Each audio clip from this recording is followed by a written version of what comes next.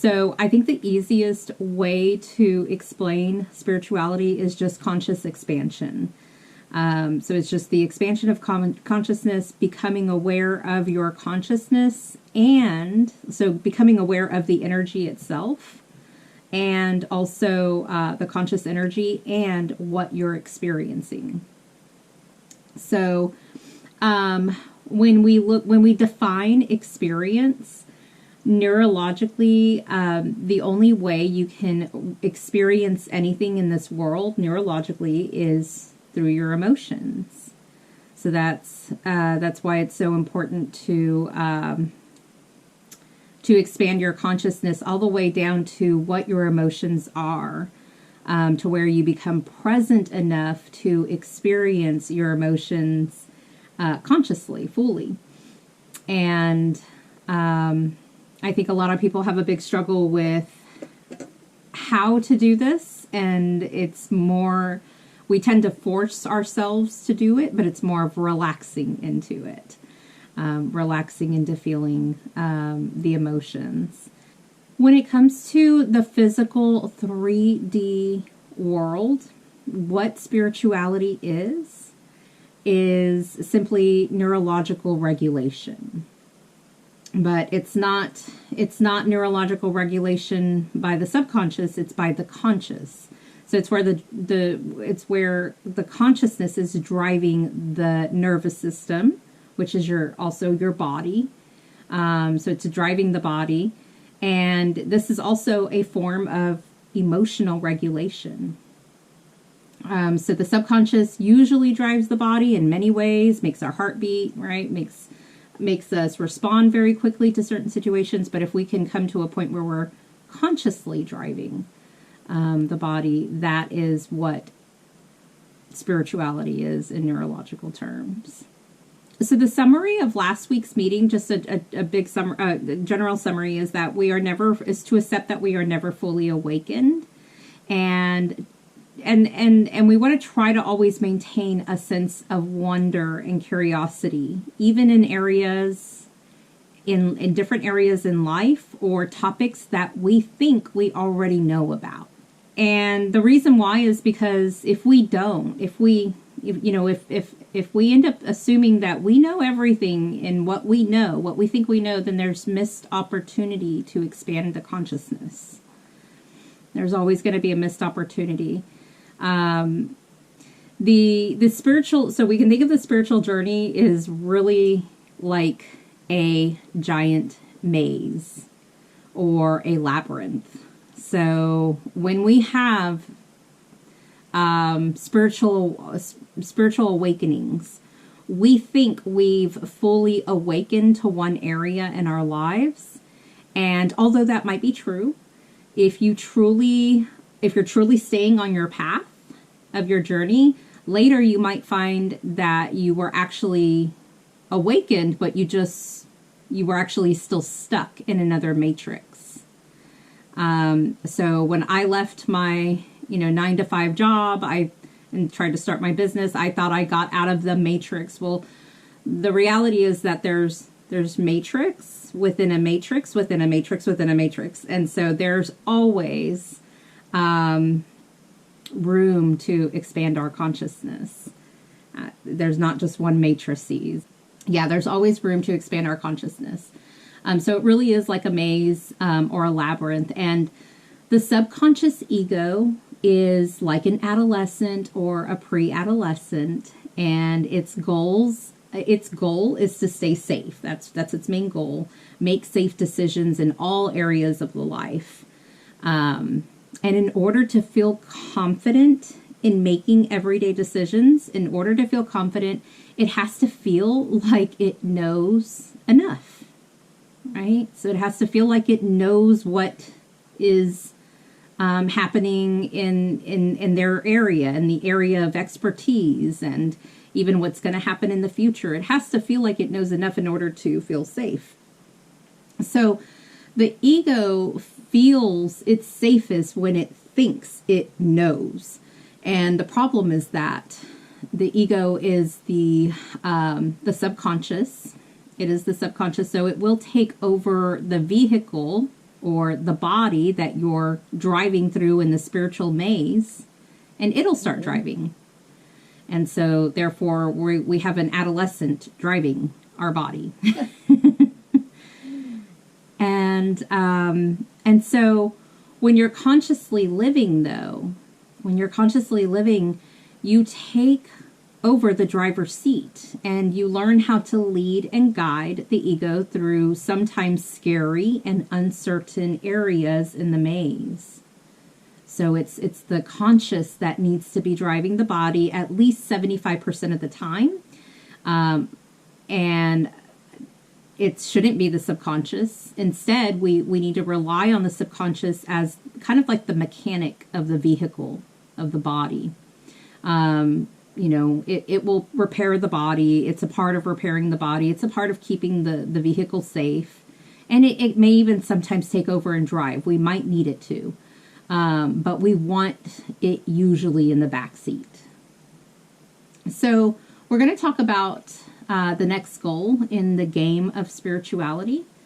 Another main goal is to train the subconscious to not look at everything as literal. So literal is a bias. It's literal is something we know. So in other words, the definition of literal means to be unimaginative.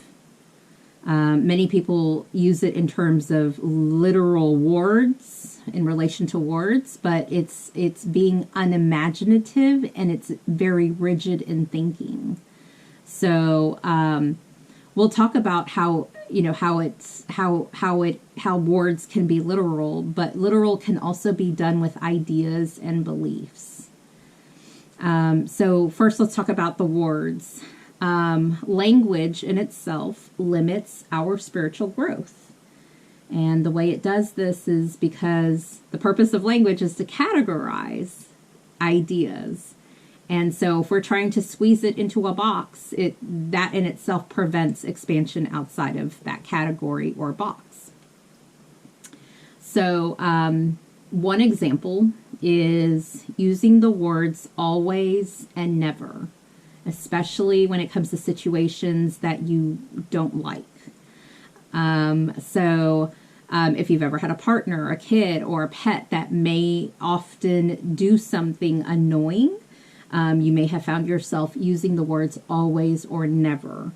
So when I had a coworker that I disliked, and I wasn't happy with how she worked. Basically, she would always turn in her work right at the last minute, and I often said, this person never does her job right, or never does her job, or always waits to the last minute to finish her work.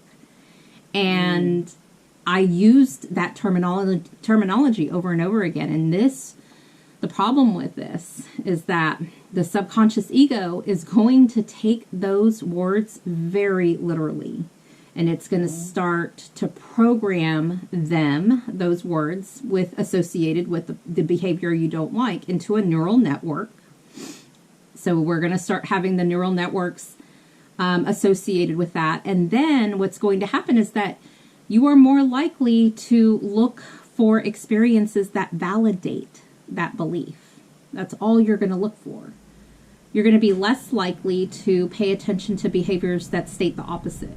And so, in other words, what we're doing is we will be attracted to only paying attention to the behaviors that we don't even like. And another way to say it is that you're likely to only look for reasons as to why you're right. And there's that arrogance that humans tend to have and fall into the trap of the ego. So we always want to explore our world with curiosity and wonder. That's why it's so important. And and it's so easy to fall into that trap. So easy. Mm-hmm. That's what happened to me and the coworkers that I disliked. She wasn't the only coworker. I disliked many coworkers, and they were they were things I liked about them and things I didn't like about them, but I only paid attention to the things I didn't like because I came to a point where I only saw them doing these things. And so the world around me began reflecting to me what I didn't like. And it was simply because that's how I trained my nervous system to only pay attention to that. And it all comes back to using simple words like always or never. And we see this also in another example of this is so for ideas or beliefs. If you've ever had your first tarot card reading, a lot of people, when they see, I know for me, when I first had my tarot card read for the first time, someone pulled out the card Devil or Death. Immediately, I thought, oh, that's not good, right? That's not good. That can't be good. Just because they pulled those cards out, and I have memories of what, of how these things are not good. But in tarot, they are neutral. They don't mean anything. Yeah. So this is just another way of how our beliefs and ideas, we take them literal throughout our whole lives. And there's just other possibilities always in front of us. We've seen this in science, taking it literal. They're not always valid. They're not always reliable. And there was a time where science convinced society that it is science fiction to think that planes could fly. We were wrong about that. The other one is how the medical industry convinced society to believe that deaf people at one point were deaf and dumb. They were diagnosed as deaf and dumb. And what these authorities say, the society takes very literal, and they treat them like they're deaf and dumb. Yeah. And so that's how literal our subconscious takes everything. And so we want to be able to see other dimensions that are in front of us. All of the above that I've mentioned leads to missed opportunities to see those dimensions. So just imagine that you're in a glass house, and the glass is made of your thoughts and emotions. And imagine that it's lit up inside the house, but outside of the glass house, it's dark. So therefore, when you're looking out the window, and if you look out of the glass house, the first thing you're going to see is your own reflection, right? That's the first thing you're going to see. But if you change your focus just a slight bit, you'll start to see beyond your reflection, and that will be revealing new realities in the outside world that have been in front of you the whole time. They were there.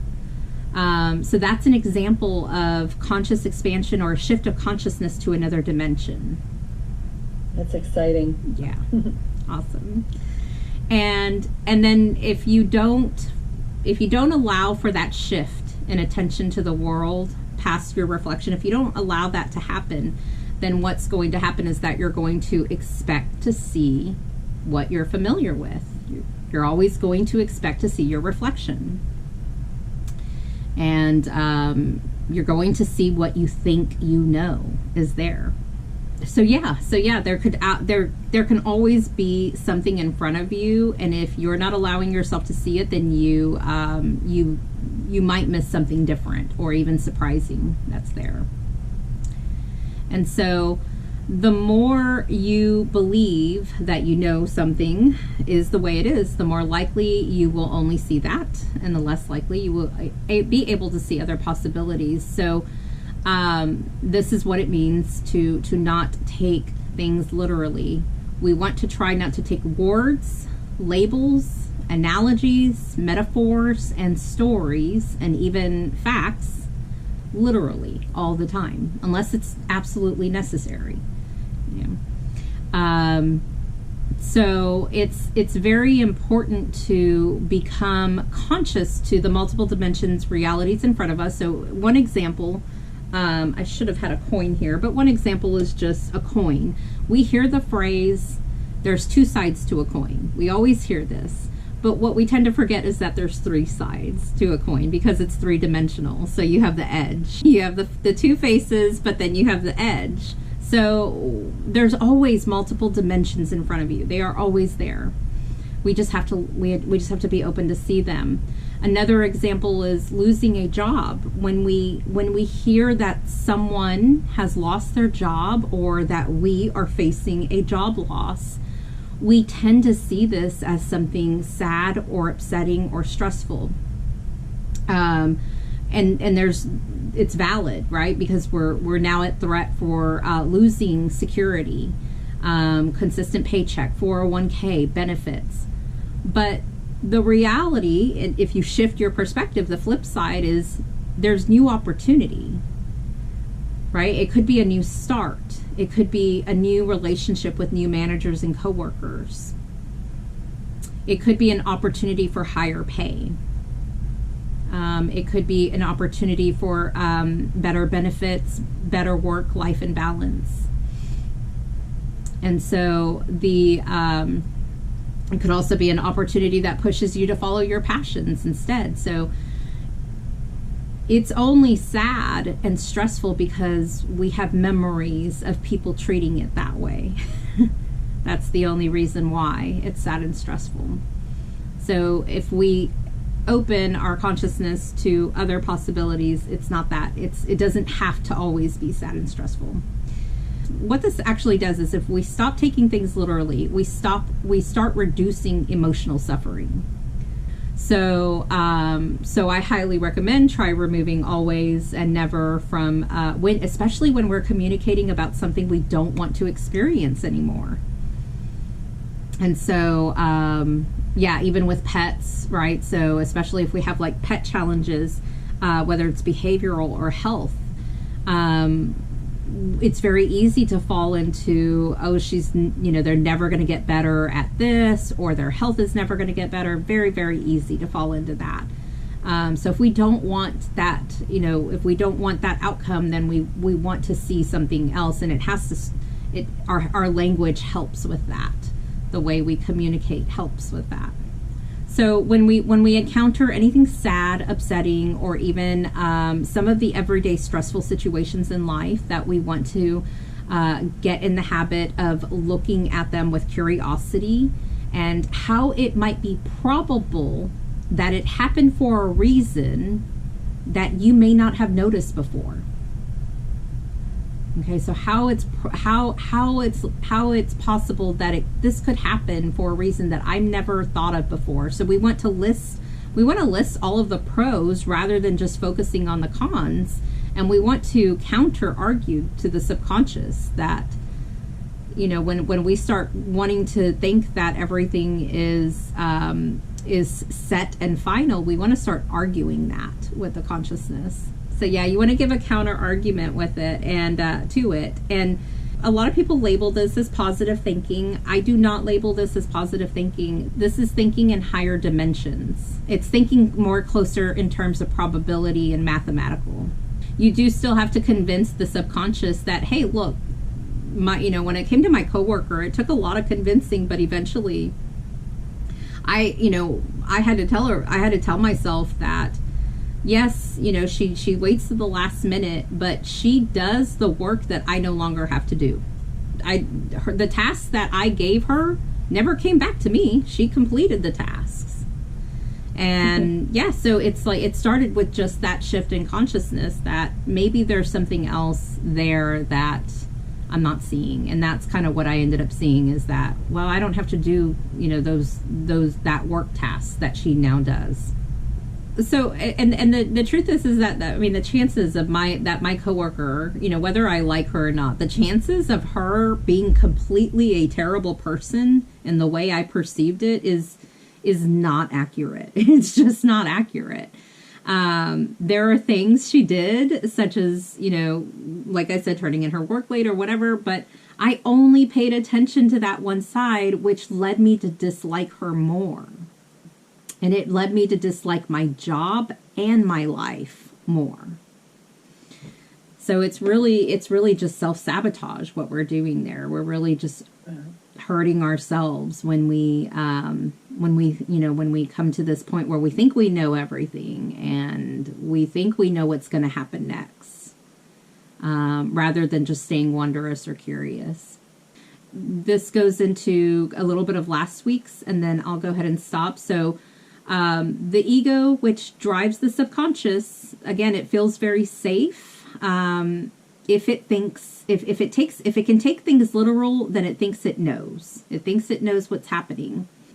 The problem is that, as I mentioned before, it can intensify emotional suffering. So that's really what the ego's doing. It doesn't realize it is intensifying emotional suffering.